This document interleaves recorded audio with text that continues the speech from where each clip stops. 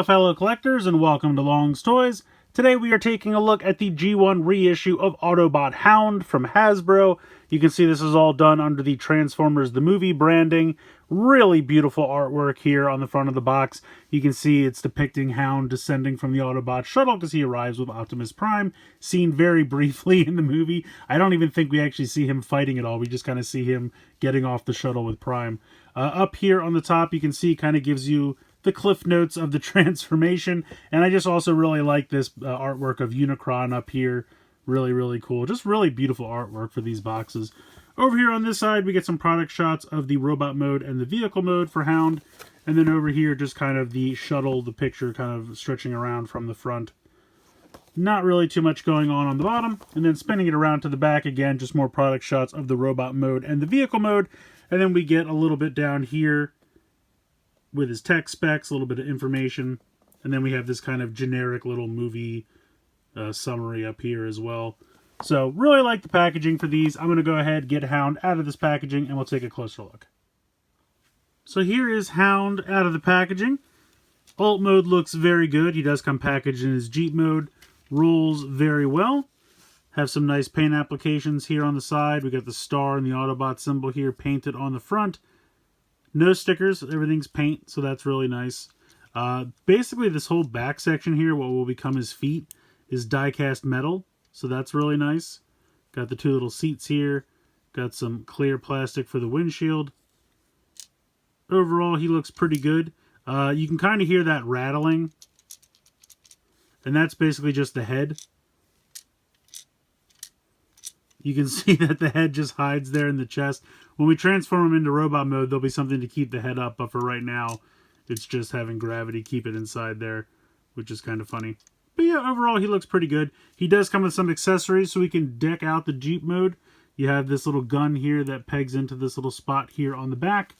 You have this, I think this looks more like a cap for some super glue or something, but it's supposed to be a back tire here, which I find a little bit easier to kind of turn it to get it on there. And then you have this little extra gas pack, which you can peg here onto the back. And that's pretty cool. I mean, that really does look good. I think he's all decked out. He does look pretty excellent. He has some other accessories which will be utilized in robot mode. He has his gun, and then he's got this kind of missile launcher. So we have this piece here, which is his shoulder cannon. And then we have these missiles. You can see that 3 come on this little sprue. So I popped one off so I can pop this inside. And unfortunately, just the spring mechanism, it doesn't work at all. I don't know what I'm doing wrong. But this piece doesn't really do much. You can see it kind of rocks in place. I don't even know if there's a spring in here. But I can't tell if I'm supposed to push it back or push it forward. Neither really seems to be doing anything.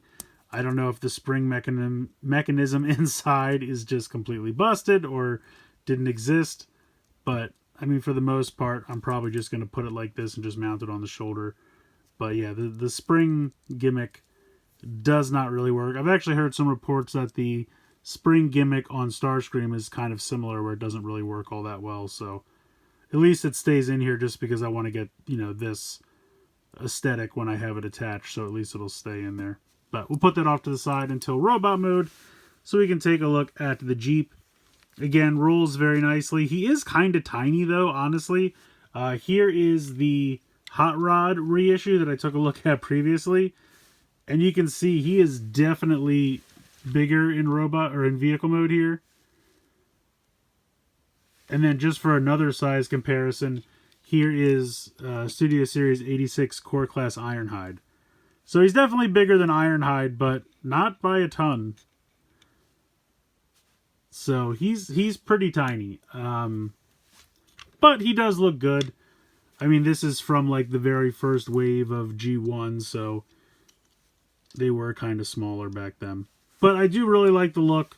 I think he looks great with all the paint applications. I like having all the accessories attached. I think that looks good.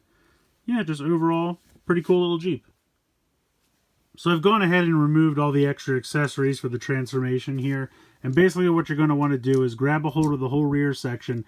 Now you might think that the legs are going to pop out down here, but it's actually the entire waist piece that's going to pop back. So starting right here. So that's going to pop back like that. And then you can kind of rotate this up, and that'll kind of stop right there, and that'll keep the head from falling back down. At this point, you want to bring the entire feet sections down like this, and then you're going to take the seats here from the vehicle mode and kind of fold them up, and then fold these pieces up again, so that it all kind of nicely collapses into the back of the legs or feet. Then you're going to take these pieces and rotate them down 180 degrees, like so. And at this point, we're pretty much done. You're going to grab the wheels. You're going to rotate these sections back. And doing so will make these sections on the side here kind of pop out. So that way you can get at the hands and just kind of flip them down. So again, flip this back like so, which will pop out the hands. And then you can flip them down and then just take the windshield. Let me zoom out a bit and just fold that down like so. So there we go. We can go ahead and give him his little accessories. We'll take this, and this is going to peg onto this little section right here. So this just pops on like so.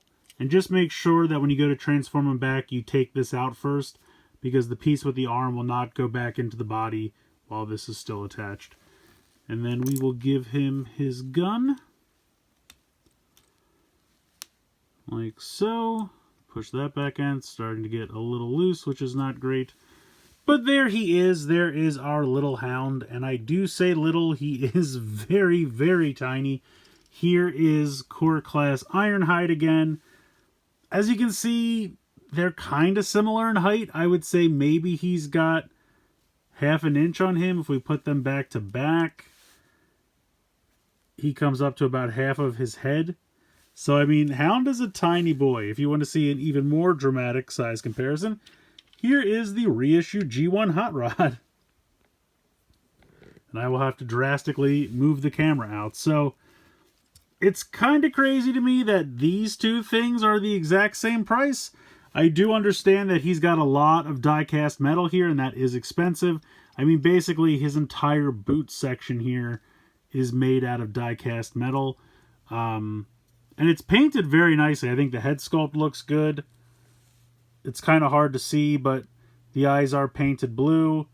And then you have kind of a, whatever this color is, kind of a light green, spring green color there for the face. Articulation-wise, the hands pretty much move about this much. You can't even really fire the gun forward because it hits onto that piece. So anything that's on the ground in front of him, he's got it. He can shoot that. Again, the spring-loaded missile launcher doesn't work, which is kind of a bummer. But, I mean, it's a G1 toy. I don't really buy G1 toys for posability, articulation. I buy them for nostalgia purposes. And Hound is one I never had as a kid, so I was interested to pick him up.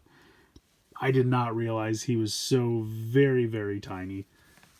I mean, that's just kind of nuts to me.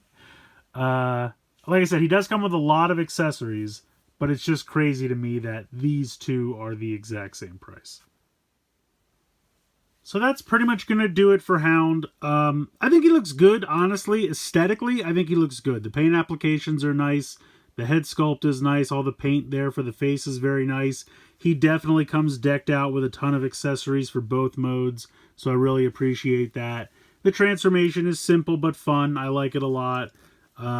He's just tiny. He's just so super tiny, and I had no idea that he was going to... I had heard tales that he was small, but I did not expect him to be this small. I mean, this is probably the same size as the Magic Square release of Hound.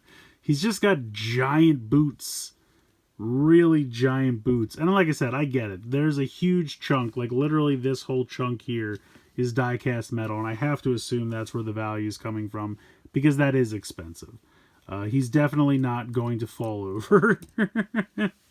It's just, yeah, he's tiny. Like I said, I like him, but it's just crazy to me that this was like a $35 toy. I just think that's kind of nuts.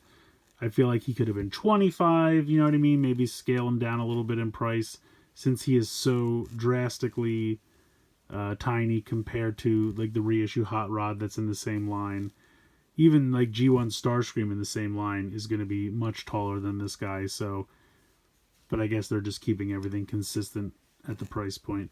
But he does come with a ton of accessories. He does have a nice chunk of die-cast metal, and he does look good. The paint applications are good. Articulation's not really much to speak about, but that's a G1 toy. I'm not going to ding him for that. I mean, that's to be expected with G1 toys. So I think he's cool. I like him. I just think maybe he's a little overpriced considering how small he is, but just know that going in. I mean, if you had this guy as a kid, or if you just love Hound and you really want a G1 Hound, I think you'll enjoy him. I definitely don't think there's anything wrong with him other than the fact that he's tiny, but I mean, it's kind of endearing. It's kind of hilarious that he's so small, and he's still a fun toy. So let me know what you guys think in the comments below. Am I being too hard on him for being tiny? Are you shocked to see how tiny he is? Did you already know he was this small? Are you picking this guy up? I want to hear from you guys in the comments below.